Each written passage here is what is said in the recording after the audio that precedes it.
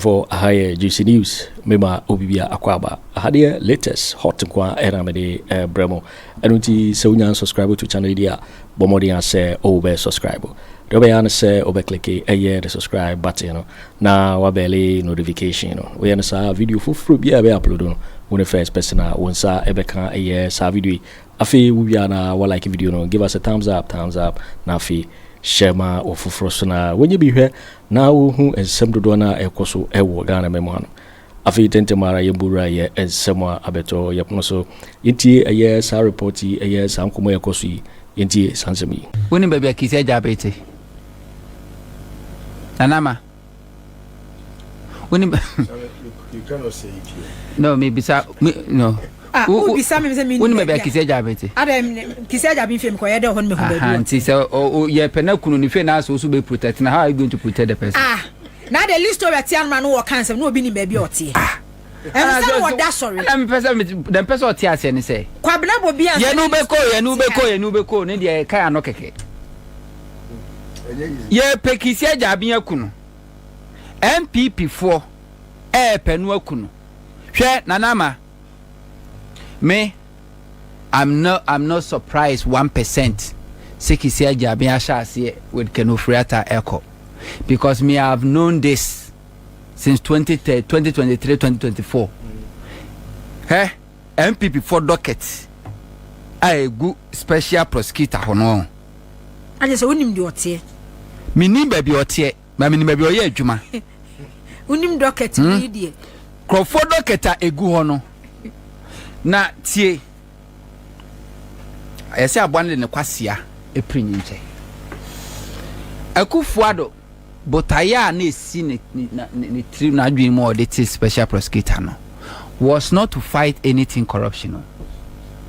Akufo Addo agenda was to use the special prosecutor to persecute the political opponent. And number one priority and a woman Akufo Addo the creative office of the special prosecutor was John Dramani Mahama. And that priority was the Airbus. Airbus. No one say. So on my special prosecutor, Attorney General, Airbus, Attorney General, they are independent because of Shabana say, and to create office of the special prosecutor. Sunday so independent. And no abano kokra no and this Attorney General Bangua now Dieguno, Abano kokro to me to us. It was Mahama. And when they realize, say, Oman Timia achieve our target, share Martinamidu. Martinamidu, wakwa ye wa juma o pesa oye. Ushushe mu awe ye. Ankwan kusiaga, otro reporter da babe to. Say wo susu say. Government official one Mahama. Adanse bia ni ho nukure bia nim ana Martinamidu di adwuma no to ho ena Gabby asare darko ekofa ne darling boy Kisi Agyapong Anno de no ko special prosecutor ko na ko finish the Martinamidu antimi am finish no na ko no wonim se onu Kisi Agyapong no or wa adwen on his own adwen ada ne tirimu no enye Gabby mu die ni bi okodru ho no ano hu se ensama wodo ya sese gu Mahama appointees no nyina na frivolous no kra bi ani but ye nyusu ne enfan drag wo mo nanama enye Attorney General underground kufu ene Godfredame 8 years enye omo na prosecute Dr. Opunimo Sedu Agongo Ajumara Alhaji Dauda Collins and Omakanyam one prosecutor for 8 good years. And Mumu one mutimi at the TV anything conviction or mutimi convict to omo. Evidence by no mutimi by it didn't have any evidence. Until when Kisi Agyapong took a taking over, you realize office was created to persecute NDC4, but and some of can be him. And MPP for no ankasa de chance say eba. Neba no chance say o fight. Then he realized say and found evidence at the beko court na honomo and yet Sir President Mahama overhaul government judicial system, especially Supreme Court wa. Ejuma President Mahama been 4 years in a be cost 90. Court wo ba be ye safe havens demand MPP corrupt officials. And the special prosecutor can do your work. When they realize say they cannot manipulate the office of the special prosecutor no omukoko hide behind the judiciary. And this how the beba obania about to go. The whole judiciary from Supreme Court EDBC Circuit Court, all the system was against the office of the special prosecutor. And the case where the could be Anno near about to go. Kisi Ajabi who say ye pen wakuno. Omu make attempt, yes, omu make attempt 3 times. Anan komu pen wakuno. And a more mukoto bulletproof car, no de man. And a mama a year omu hatchet man, Samali. Adom otchere Edibetuo, oh small boy and a older bulletproof come get away from there. When they realize it say Kisi Jabinyo Majumano, then they went after him. Na odini who see ye because no nim de obey any dachi. Kisi Jabinim say so when you papa why you ready to fight corruption obey adwuma ena saban papa no so namba ene enye Mahama Attorney General appointee Mahama appointing atenye nyo na go for Ofori Atta Akufo Addo appointee and go after Akufo Addo appointees endinya Mahama adwuma no Akufo Addo ono ankasa na mamu no ena na eguso a adwuma no so NDC fo obi anye din na mo da mo ntrachi na mo hwese de nema besi akọ. Now this will not stop the Attorney General say ono so be na famudie na nama the coming days ne very interesting, but President Mahama earlier the best say obeba holy Supreme Court ye judicial system no antisa omube frustrate Attorney General omube frustrate special prosecutor. What the evidence never copa nanso say nyadwuma. We need to clean that judicial service no system no said ye be ya bibia betimi akoso wano and President Mahama why instruct said national service scheme ghost names no mo investigate Attorney General Eshe na Jumase and na very soon Ghana for nyina be hu die tuemu ene Minister for Communication Sam George what track of Attorney General seeking advice contract Kenny GVG any the kika contract best 5 or seeking advice and yes say Sam George as a sector minister yes say onim say contract no dubious name we so penny due mante aban lawyer penny any Attorney General and say when him said then cry no I was so the kokoto nanim. Now I know said that Attorney General will give the way and Ghana for now will see and they will know and Nyama Akufo Addo any MPP aban at the Ghana for yenya hu hwe ora for djuma mo yeye and Nyama omutimi retrieve ye no amounted to $21 billion. $21 billion. And Nyama omutimi ye they retrieve like no information on my god agada tese abanja pade ya wia na nka kodi tese o maje won krata ya je dia ba bangalo so ya bubu agu anka MPP fo age asase na faso o ma recover ni nyina o quantify ni nyina bomu a $21 billion. Mahama be president wanya say sika no $21 billion wanya IMF ya da so IMF just $3 billion for the past 2-3 years calling na krampo nya mai $3 billion since 2022 business calling na krampo mai me no ka say IMF ni new finance minister esinko nya omuguso na $21 billion. And we ye enyama can Ofori Atta ne sa contract no nyina mayo. Na na mayo Ghana Revenue Authority and Krofo evade tax. If you put dollar at 15, it's in excess of 315 billion cedis. Billion Ghana cedis. GRA and Krofo evade tax and are paying tax and on crodobano. Nana emayo. Yen kon share oil money no. Sika ye we are emayo. Nana yenko ECG. ECG wa yenko ho. Emaye. Yenko ECG. Yenko PDS. Sika omobajeji for 6 months. Omudi ye nana yenko ho ye. Yenko baby ya. We ene na manu he ya touchline. Ene nkofo sha si dwane no. Ken Ofori Atta se okoje dey. O informe former chief of staff. Current chief of staff. Na anyibia Ken Ofori Atta wo ko ba bi na informe current chief of staff no we government appointee. What can also occur a chief of staff? His lawyers are trying to. Na oye me bow. Na oye government appointee. Because that's Abreno. Simple special prosecutor say, "Well, you sure na uhia wa." Say special prosecutor na be letter that come and say be me to kwa Aremeyaw Anas. And I say wo court na be letter that kwa come no. And you be a chief of staff, Julo Debra no investigate you.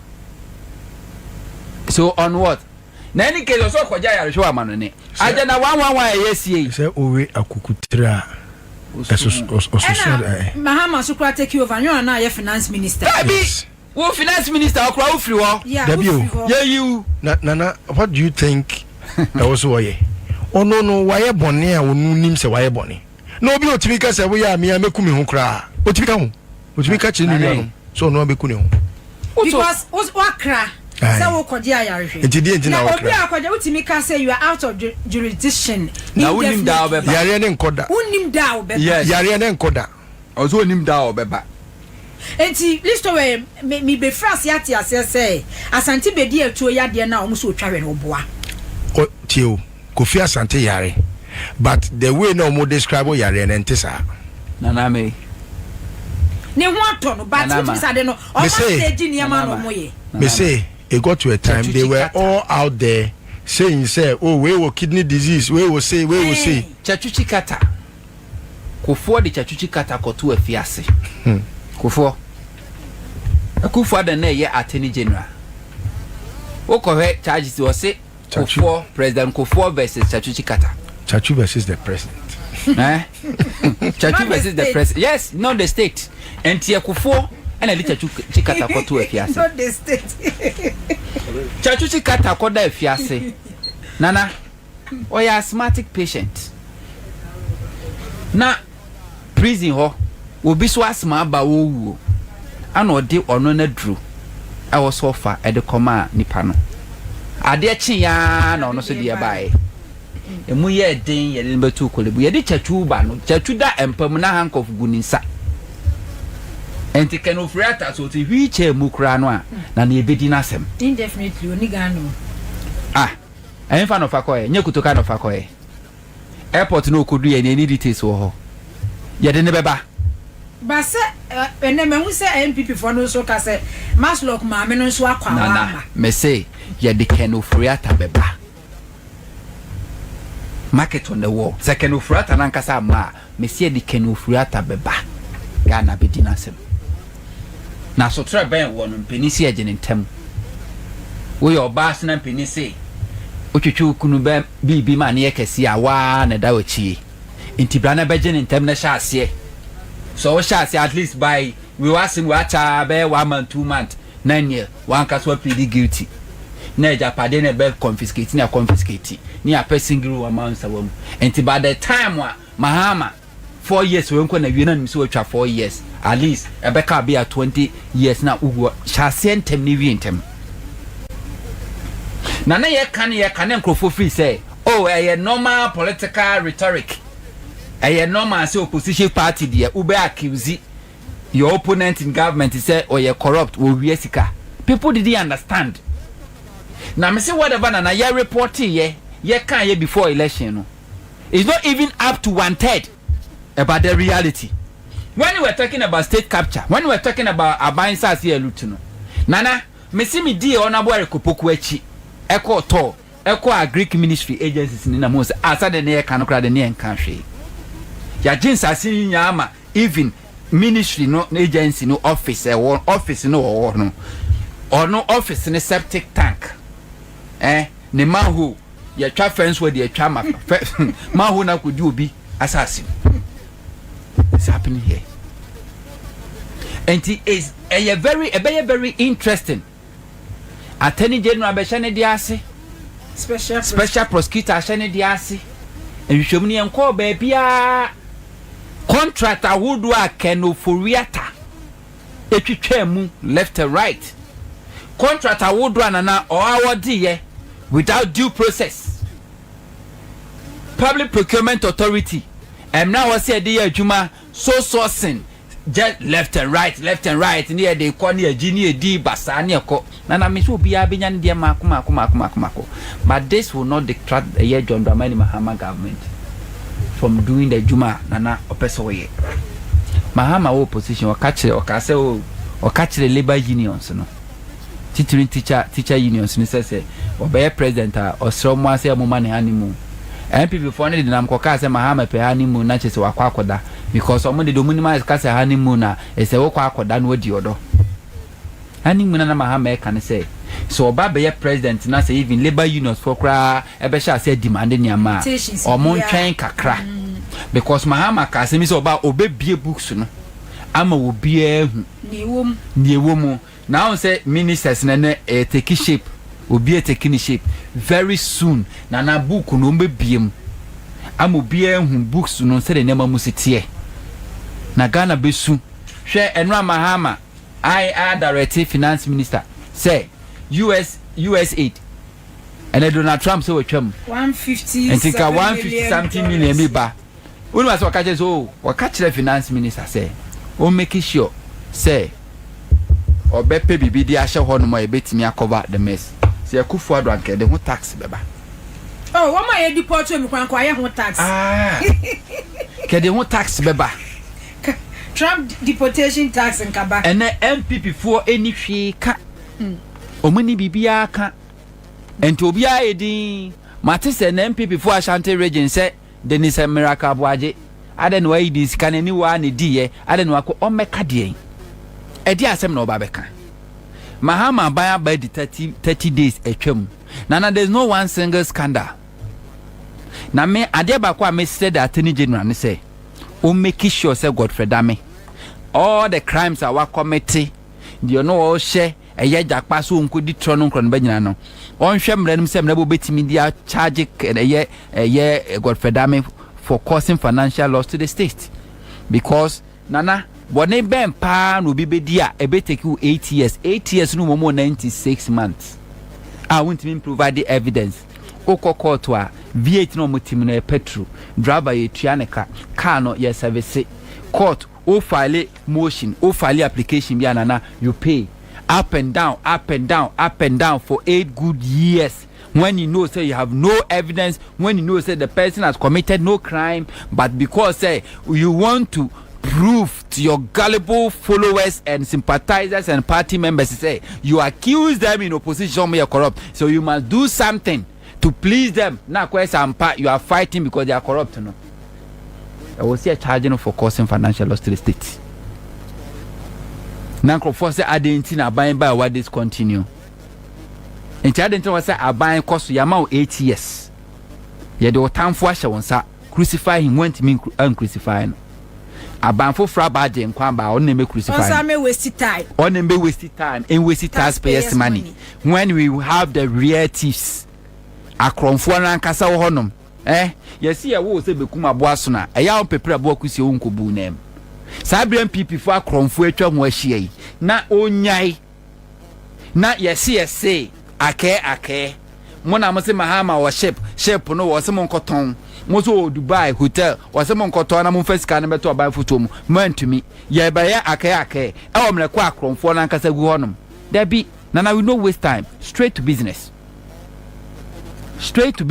nana because as in 2024 me say this bill Mahama appointees woma Mahama mama juma no Mahama timu adi Mahama on the timu adi rough so wo papa akoye bone wa bonten eba na onfoa wo so nemu mokasa o hwemu ahuso wa bone na watwe waso ewo nipa na obebo kwa adunanim no wo ye japa but obekasa ne timu adi sana Mahama tie Mahama will not spare you.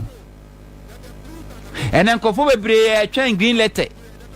Obi a trying green letter. Asa. And then one more also call radio so kwa kasa kra do no ano also on kasa because in the green letter my obi so on ko because se wanya adwuma enti wo se o ti radio no so kwa kakra no ti TV no so kwa kakra o ye adwuma ya mamutiri nkwa na mom muntutu manamo ye.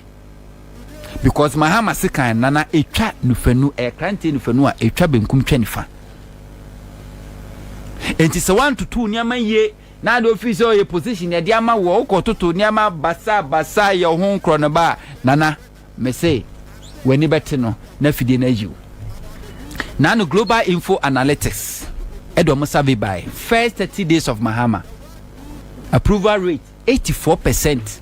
Ghanaians na say sene say to aba come to aba Mahama to from 57% in December 17 no first month of Mahama in government I could do 84%. 70% of Ghanaians who kasa say Ghana baby ekwana amamu nam so no eko 30 eko fine bibia dana kwamu a ekoye de Ghana for ekanie nemo ade ba ko pe ena ate Mahama Max yesi na so de onipa bia ho akwese kutre bini fita bi boto ade ba ko pe se dam pareda so kuta akunyam ti akunya se IGP 1 month under Mahama government no a short for. Okay. And Mahama must do everything possible to correct the wrongs. Okay. Because so long as dampare at one no nana ye hu hwe one kasakura need to be investigated. Special prosecutor very soon. O de ubo won se dampare ye nya yi na kunya fi one ma special prosecutor be investigating. Ye be investigate dampare. Ama Ghana fo nyina hu. Ye be investigate dampare. Sebi ote wono wagya ne nan ote so. Akunya no ote so wagya ne nan sebi etiefo mfanteme. Ena wa moa ne nan no aka ode ne nsa hye ne damiri fam. Ena sebi o waka ne to amoa. Ye pagya no tusi abe hu wansana po bire pa ba be fa akunya no ho ahia. Nanso okosoro ba fam. Ye be pagya no mama wansana po bire am ye hu ye ote so. Enti president Mahama Juma de wa ye ni nyina. Nemmom said dampare so long as dampare continue to hold that position as IGP no. A shortfall of your government. Nenanso no CDS edaso to no e yawo nanso. Yiwomo na kwana mu na ho. Na gidie ni arehemu a Ghana Police Service any security agencies ni nyaaye e de to abama wo no. Mahama is not for nothing no. The Ghana Police Service wanted change because they needed change. And into no munyina kabo mu eto aba massive edema wo who deliver man and school feed yehu for the first time in the history. Secondary schools ye feed omo ye mo sardine omu deep perfume rice and Akufo Addo expired rice and Akufo expired tin tomato and Akufo Addo expired rice and then under Mahama woman omu deep perfume rice ana na ye ne kra tie ase ye adwuma jacket ya no ebi kra sikra kra ntimi nto mo perfume rice mu di ye mo sardine and ye de mo no mo wie just 1 month 3 SHS no kwa nya review no mponi o the improvement na Mahama eniam odi be was be improve onya nya mpo no this is it and they are enjoying school feed no be enjoy and obi eniam akoye a police force deserve to enjoy. Now police folk cannot enjoy with dampare. Yes. Nana welfare no a ye ka say welfare. Asare ye see age welfare dues. Sika ejeje to a ye to wa na de bebo ho kire wa no abuatuma kwajimu bosia. Police fo bebre ho no mo a wo yade a aketua ntumi to call welfare no ma na de bia bo no bosia na de bia afem no. Ebi obi kwa akọware, obi hia sika akọ handan. Obi hia sika tua fees otimi call welfare na de abo no bosia na otchere kakra. Ba Akufo Addo police for ye adwuma bre afini nyina December ebebei na nkrofo adwo mani Valentine obi na obi eya omadwo mu kohia osuma koya omani ama no na a police for adwen kwampon bebo mo ban se do betimi akoso kuradi wo mu nsamfu osumu enta police for kro Valentine kro mu ni bi afimu nyina o activity ba ko efe no wasa a police for eno ne ye na o mu na ka ye games ana so so ye bia bo so afe no so a e bia 300 Ghana 200 Ghana cities ye mfa ma police ni no on fan to se bi o drink na won no kaza ma bre we dia me de teme home so dampare nkwa fa ses ka no da so ti wo se wanyi dampare mfa be da investigate okay we no okay me call eye edna letter directed to chief of staff person odi wie mame Yera Julius Debra edeba ese abanjuma ni bia ye fa no after 7th December 2024 no yen terminate obi a contract na enema hu se Sammy Wuku ese President Mahama a bad precedent and President Mahama and reverse. Yes, Sammy Wuku is a politician or a Ghanaian or a youth. And as a politician, our MPP more a leading member of the MPP. BBC bar also can be to be saying something. Said there be a future biano. Obeti imagine square campaigns and anu ye no me can be mamo. Those who himself na some more can do enko book biamo. Nanama 20 Kufo take over from Rollins. Kufo when Rollins appointees wa mpamo munkwa o jeli wa mu bebi ko wu afiase. Victor Salome mu afiase no mu ko wu ye. Me time aso ye na me de fwa. Tatuchi kata nya me di ho afrofi. Me time aso ye na Professor Mills bae no. Na owo ho kwan. Yewura Kwame na hoy. Anyiwe ma menchia yewura to ahoy. Yewura Kwame na hoy e na lead task force a omo investigate Kufo appointees na na ma over hundreds of them. No mo docket omo bibia ready akase President Mills eden nsabesha ase na asha prosecutor mo. President Mills opesi start ye rewrite your history and tima yenye anu jamo mo form hu di ye o start cases ni bi ma hete rock. Yeah, because abre o ma mo court what dey hono akwakọ ye o ma adwuma anu mo je akire. Akufo Addo take you over 2017 nana the same Professor Messi kanasem no bae no MMDCs a bit now for a year, a bit now 6, the one time one chekrano 6 months. Cocoa board see you answer sano. You open for do be brano that debate brano Professor Mills answer samo. Now Professor Mills chatty a new part bia. Oh so and yes I most sana was a gun and any butu. Akufo Addo take you over. Yes to Akufo Addo in. Na ye she two boots. No pam. Na ye ransake National Health Insurance Authority for offices near Robin Crawford. Pamon Crawford, Akufo Addo buy ye na Mahama government ama nurses for over 11,000 financial clearance ayen for mo no mo koye adwuma. Minister of Finance amom financial Akufo Addo me terminate mu na appointment. Ghana police near recruiting ya fan Crawford new recruiter or more training grounds or me adwuma. Ebinum kra training for 3 months. Was ya kai ama binu ankura ni bi kura beka say training ni ade ama omo no saba ama omo anwia ma yadwuma omo kwakobokro na Akufo Addo say mutiri so we yi omu nyina di akokura bani ya osafo mafo President Mahama ni panya mi boy President Mahama nyesho ne boy ni What is that in Marco Rabbi position? We are not catching Sayama. I was saying, Chum Crane, Pamon Crawford, near Saken Crawford. Thank you. And ne Nina Mono, Sabre, Yera, a year, Sammy Wuku. So, no, national organizer. National organizer. Yeah, Pamu youth, yes, Saki youth, no. One can be because one can catch them people, Mabu said, take position as soon as we win the election, take position. Me obete men kanu kopa mo obi not taking position. Me da se. And ne Sammy Okusa President Mahama on reverse it. Na enye a good president. A good president pa. 3 man na me say 1,000 years. Ti adane ko to me say the night no me ko da be 1 hour me sorry. Me bom pa ye kakra ne ade me say me ka di kura me en say ade be cha me ato aba ne changes aba. Na me say changes aba ye no. Appointment dey chiche ye nya bidie. But still now, nipa wani je muti ase. Nipa ni je pa. And she say do be abenya bi on fanko. Ene na obri bu ahe ka no. E ka na me hwe ne we bi on YouTube. O mani age TikTok. O say de mu ye kenken kwa. Say de mu ye ska mu nya ye nyina. Mu anya mu fanko. Na anu a eno aye se e ba e ma machi umrei. So obri bu ahe won ka ho. Tiska na wonya na won ko anfa ko ye no. E ho ama ne hu de obenya. Wotima say me nua Abu Ramadan.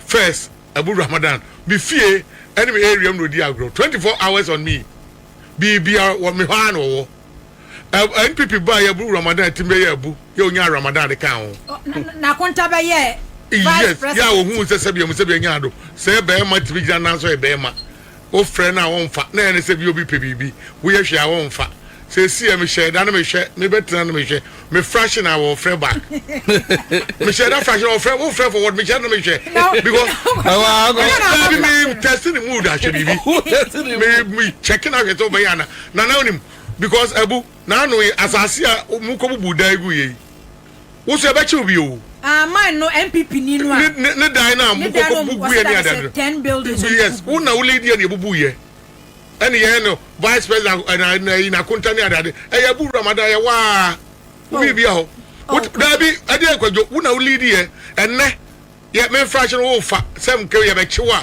wo be so jo ya bo me cry sponsor me chewa me be chewa kwajo se be ya kan die otini baby na akọ flash me na first me fra na no fa da wo fa ja de anti na me fraction na je wa fra me back what so o flash ya na akate na me kate no na wo ha akọ na ba me kate no afrem nya de me peke nya hwe me yan what man say ye be ma so no fa ne normal obi a wodi won bia won sabeka e mo se wo ban no se president ban ne niam de da form din make na me showbo se na 3 months away animu bia na office ho ni pa di kofo be tu amerika ho keke se kofo so akoma BP ni ade ye do twa down no round crown you abefa won awu because wo mo chi Kojo Mpianim former chief of staff ye di ni wura mo ye nyina wura inside headquarters ho no ye ni so mo de ne o se no mo de na pia bonti wadru ka okudi die no ye tie so mre duro no msa na pie papa no ye yi no ubusa di kra ontimi mo say friend Kojo Mpianim e wiase nyina afro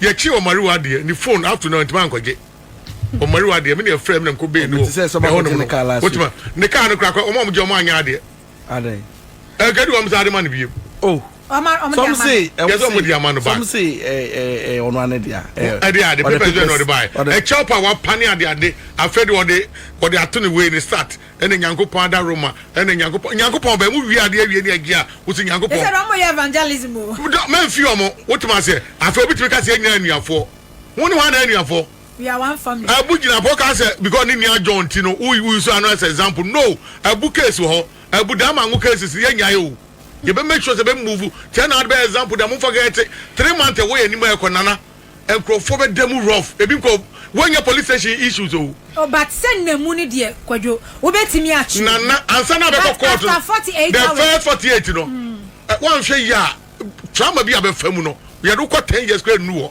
now they say yan touch ni pani ade ni nya within that 48 within that way no uchi obi a say obi ye suspect na achi na yan touch ni de fi hifa ne be nana ye do ko bia na won wo de omo ho na eda no ye authentic say we ni asa short na ba normal level ni e de kote the same room rotie bia do na wo ko ni nyina so light ebom ni bia wani bebo eti do ko last one ade abetima ya ne so beda ho ni aso light amount eno ko 48 hours beba no wani asai normal I'm telling you ye cho mari wadi abekwa be no hye sa ba shit blue and white ni bia pie side eno ogina ho street bi wura mu na koma to no wo se ni nua bam wotima aba bia na da no wura ye bokoko kwa wonti o dade do no ye de hama krabo man to the other side me am ko beli obi agi me phone so afedem besu we do ye de me ko first second na me ye wu wotima se ti ba bia me ko da no hyemu no first second no second mu tu ko third and fourth one mu na ye no wawie ye be amfani san kan nya hwe ho and a light wo ho no and quite enough for you 24 hours and 48 hours ye wi na ro court wani say aso ani answer obi amfade mo woni what ma say etiem for mu ni agro say do mu di agro na ye bibi enye na me shobo send this for be ye adwuma papa because option system do e kwa e bibia be ko kama ya bo obi kura din say wanted kura so I traumatized na and so we rabia na dia obewa na we say na smooth na no to no parliament and you say one yi can Ofori Atta is traumatized because of that why ya chichi grofo papa kura no ma bobra papa e kura do mo komu or your former finance minister please obi appoint obi na man appointment no. And you are a former finance minister. And today when any party say ya Frank go so go di dream and go for a former finance minister o mo tifie o mo wie ya from ya nyatwe ada na nko ade so cry former finance minister wadam pen wan pepra mo ya ma ko former mo so na nya de ketewa America do mo tuye Victor Somio so wan podo ko wuya na me boa wotima woni ko wuya oba na obe wuye wotima say me ne wo ka say NCA TV wouldn't so that's them. Okay. See if one. I see what that's them. Wouldn't say panic or no or that dialysis too. Wow. I'm telling you, Akufo Addo nipa boni ntino. What we for papa we. No one say be mu no about bra. Na ne bra bo woni mu. Ono a woni machia ni check na enko or that's them. Ya ba yempo ye microphone bu nyanyi no. Ade de papa de no ye. Ye so nko to nsuo. En okwa o de ade nko to onsa. Ade ko to me so enamu yusu. Wotima or that's them. Na wo fi wo de wo ya rufi nko.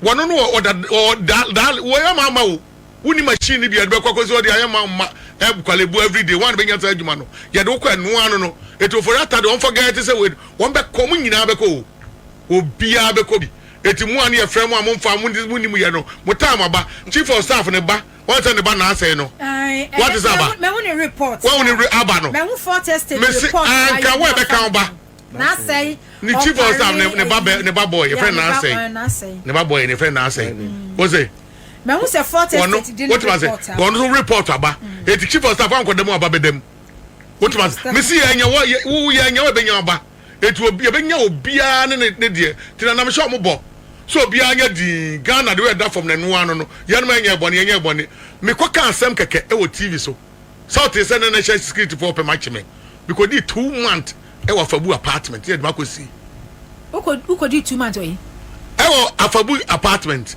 Afabu jiwa Akufo Addo I say udwane na kata ko mbekume ya ba me fear more than 10 times ya pe match me nana anaju da suom no bi frɛ me ma me hint no bi pia me ye course ene ye ba be fa me what man say eno de empanifo ya ade ndisi empanifo eno mo bo ame ama me di almost 2 months e wo ogbojo Afabu apartment me nko a ya do she baby me shedam nko a me nko 2 bedroom and hall bibio me ko ba ya me number when the track into omo na my mama different number na makasa radio so na TV so ba ko se ba ya me feel okay kakra na ma ese me ho obi anche me ese ye pe ma che me tie ma ko sie na nipa bre ma dwane sa de omu nyina na me nko am hye ogbojo chese uni wo life na say wo hu abusu ani hu obia me nko am hye okopem se empanifo timi kan ensem ama ne ba afom a yesi metuma pie and crying your demon and the pie that didn't pm sabe radio show say ye be chimi ani abechimi ne nhwe sa no mo ka che memra ne ye be chimi ana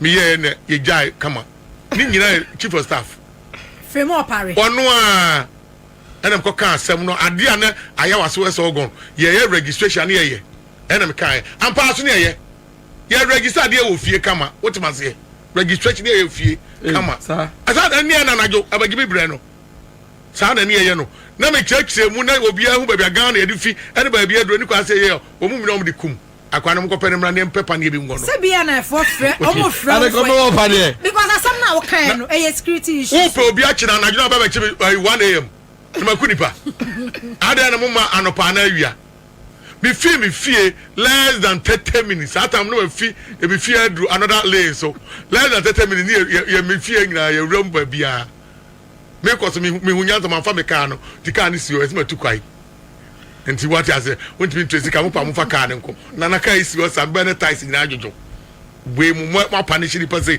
na mo di aba na ye be punish mo kakra mo na mo di kum punish when be ko so be ko ye si last year no e be si this year pepe obi anya obi anu na obi ani mo bia to be amfan to the team say the aba mo the ball take be ba pepe what man say and this for we mu I said we go case here na say ato agu ni ade na say wo hwe ka mo ball lawyers ho ene niam anya de keto o ni nyina mo atwe mo abo so sa ene na me kan we bi wo so on ne ko hwe bia ne say cells 2 days na nka we kedo asade de nipa hwe cells enkrofo afamu o asade de nipa hwe cells normal thing court me ya no ne court en wan yafo okoche says 2 days yakoso light esi so enu so uni akoma na beba na de ato ne ya de keto awu wotima mo aye sankrofo we nyina abrakra wonye eboni bia ye wie ne musima ye bi ne de mo ko a musi da bi MPP fo mu nipa 80 something or 90 mo ba ase enkeji Ofori Atta e ko de Ghana e fa to ska 7 ade nya papa